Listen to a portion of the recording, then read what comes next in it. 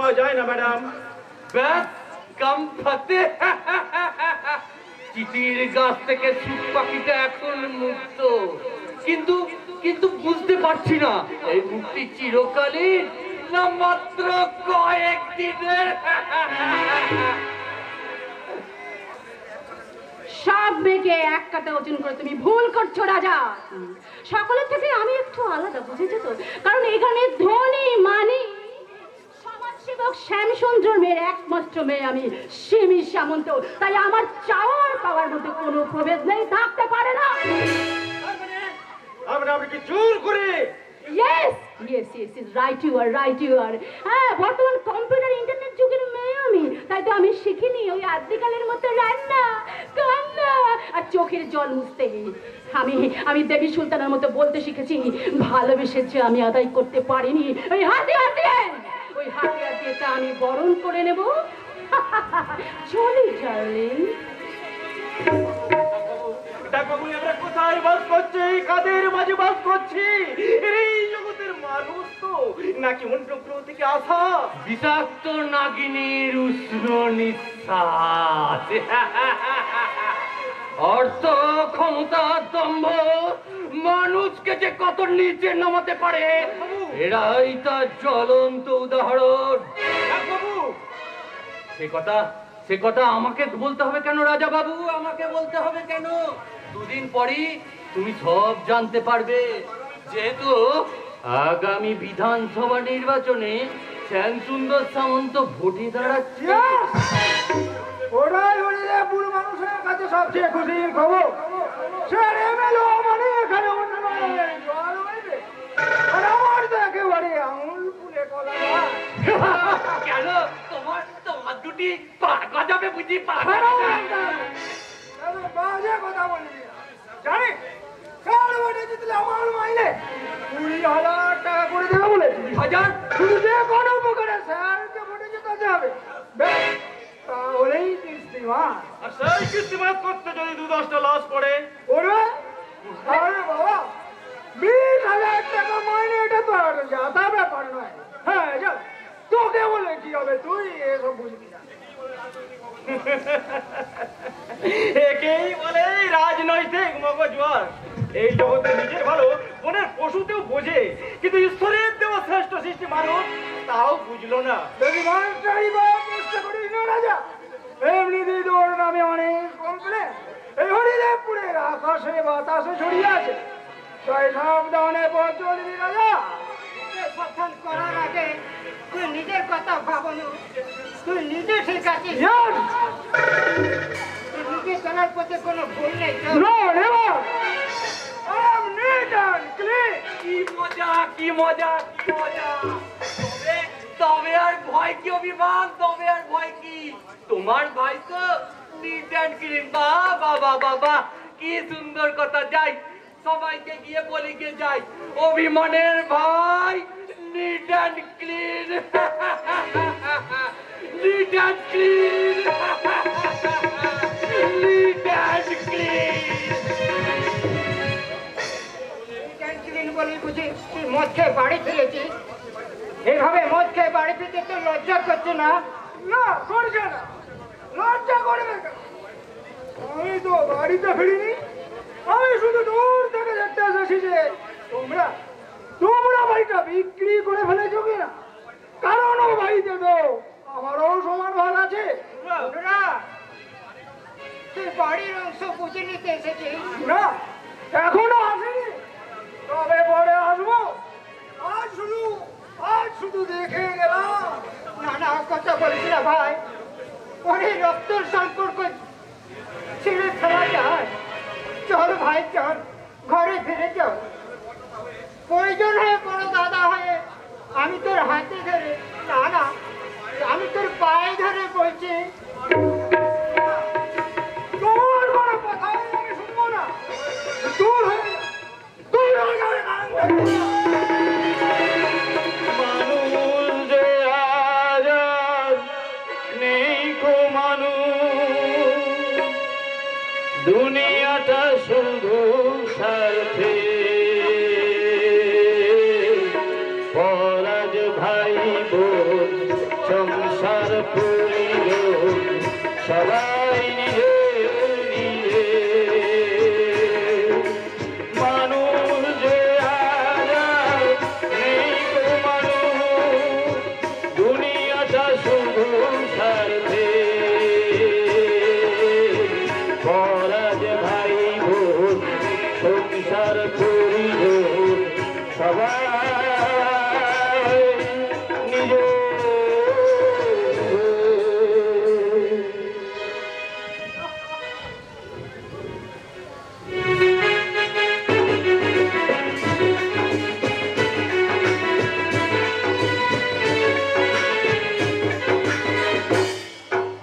আদিকালের কিছু শিক্ষিত অভিজাত পরিবারের বাবুর সঙ্গে পুরাকালের কোন মানুষের তুলনা করলে তারাও লজ্জায় মুখ ঢাকবে।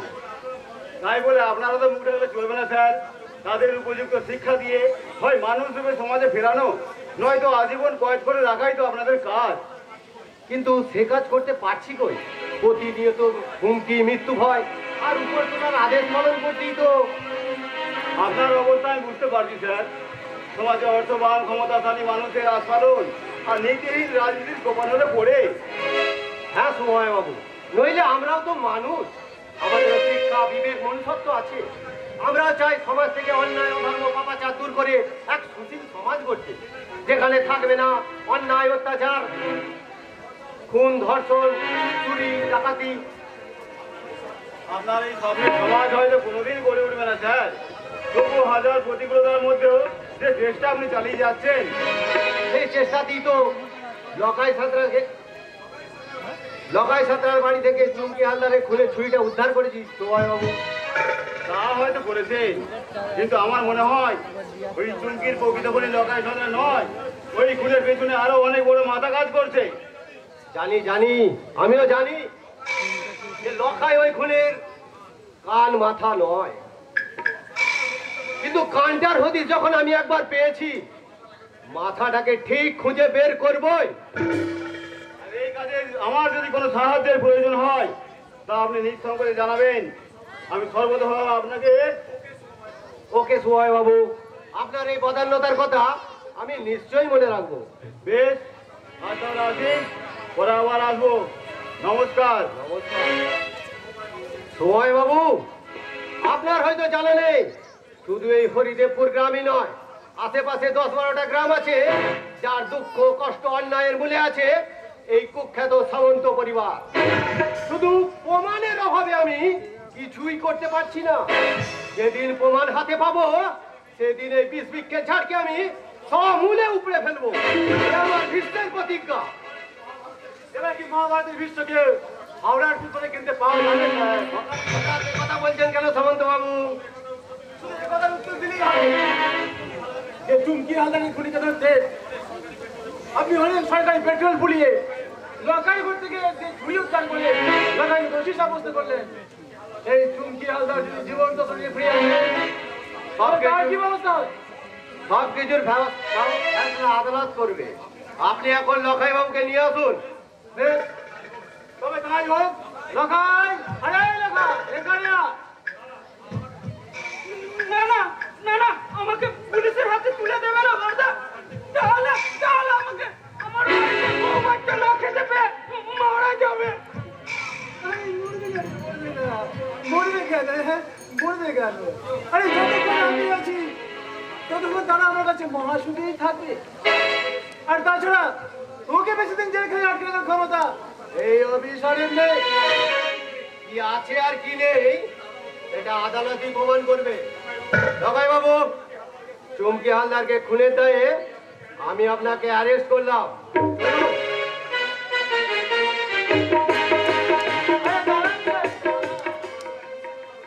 যাবার সময় একটা সিনেমাও দেখে যা। দেখি এ আমি কি দেখলাম? চুপ, শুধু ছবি, কোনো কথা হবে না। এবার আপনি নিজেই ভেবে দেখুন লকাইকে কবে, কোথায়, কিভাবে ছাড়বেন, আর আমার বাবাকে ভোট যুদ্ধে কিভাবে সাহায্য করবেন। কিন্তু আপনার এই জঘন্য কাজের কোনো প্রমাণ আপনার হাতে নেই, আছে আমার হাতে। আর লখাই আপনার প্রমাণ আছে আপনার হাতে।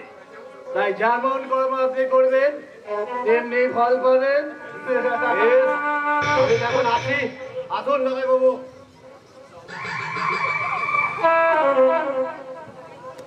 শালা শয়তানের বাচ্চা পুলিশ অফিসার, তুই আমায় চিনিস না। তোর আগের অফিসারও আমার কাজের বিরোধিতা করেছিল বলে তার স্ত্রীকে ধর্ষণ করে ওই সিলিং ফেলে ঝুলিয়ে দিয়েছিলাম। এবার তোর পালা রে হারামজাদা, তোর পালা। সেই পালাকে জমিয়ে দিয়ে পরিবার থেকে রাজপাট গুটিয়ে এই হরিদেবপুর গ্রামে পা রেখেছি বস। আর উপযুক্ত ইনাম দিয়ে পাবি রে বাচ্চা। আমার কথা আর কাজ তা আমি জানি বস। আর আপনিও জানেন এই বাচ্চার আলমগিরি রূপটাও ভালো করেই চেনেন। আরে চিনি চিনি, আরে চিনি বলি তো তোর উপর সব দায়িত্ব ছেড়ে দিয়ে আমি নিশ্চিন্তে থাকতে পারি। একদিকে বাবার পর্যন্ত আর অন্যদিকে হরিদুপুর গ্রামে মানুষের জীবন জীবিকার গুজারাঘাত করে বাজার স্বাধীনতাকে নিরাপদ করিয়ে ওদের কাছে আপনাকে দেবতা মানাতে হবে, এই তো। আরে এই সামান্য কাম দিয়ে আপনি শুধুমাত্র চিন্তা করবেন। আপনার কাম মাত্র দুটো। এক, আপনি সবসময় আমার প্ল্যান অনুযায়ী চলবেন। আর দুই, প্রতি রাত্রিরে চুক্তি মতো টাকা আর সুন্দরী মেয়ে বাগান বাড়িতে পৌঁছে দেবেন। আরে এই বাচ্চা, সভ্য দেশের অসভ্য মানুষ আমি থাকলে সামন্ত নিজের কাম স্বার্থ চরিতার্থ করতে মানুষ থেকে যেমন জানোয়ার হতে জানি, তেমনি ভদ্রলোকের মর্যাদা রাখতেও প্রাণপাত করতেও জানি। এই জন্য তো আপনাকে লাখো সেলাম দিতে আল্লাহর শুনে বসায়। আর আপনার জন্য খুদা কি কসম, আমিও জান কুরবানি দিতে প্রস্তুত। বাচ্চা, আরে এ আমি কি দেখছি? আসুন আসুন মাস্টার মশাই, ভালো আছেন তো? তারপর হঠাৎ এদিকে পথ ভুলে নাকি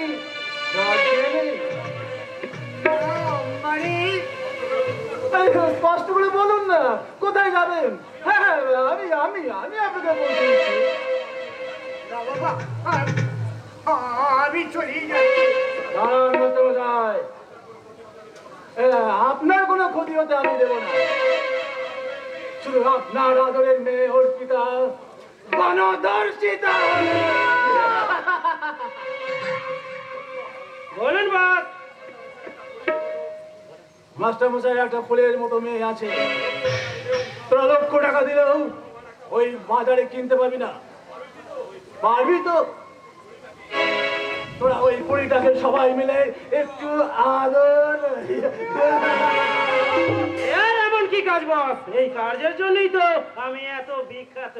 কে জানে কোন দিন হয়তো নোবেল প্রাইজও পেয়ে যেতে পারি। হ্যাঁ? তবে যা, আর দেরি করিস না। মাস্টার মশাইয়ের একান্ত ইচ্ছে যে তার একমাত্র আদরের মেয়ে অর্পিতা গণদর্শিতা হোক।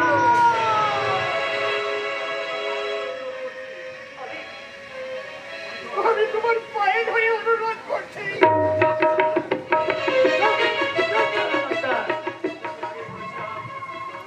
আমি আগেই বলেছিলাম তুই ভুলেও কোনদিন থানার পথে পা বাড়াবি না। সেদিন যা দেখেছিস তা মন থেকে ডিলিট করে দিবি। তাহলে আজ ওরা থানার পথে আসার শখ হলো কেন? এই এই মাস্টার, আপনার ভুলের মাসুল আপনাকে দিতে হবে।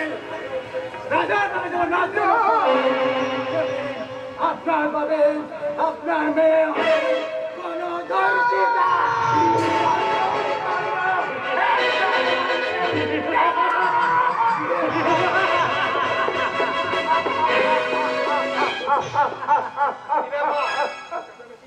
কি হয়েছে এখানে এত চেঁচামেচি কিসে? আরে বলবেন না স্যার, এই মাস্টারমশাই হঠাৎ পা পিছনে পড়ে গিয়ে ইস, পা দুটো তো লেগেছে তাই না মাস্টারমশাই?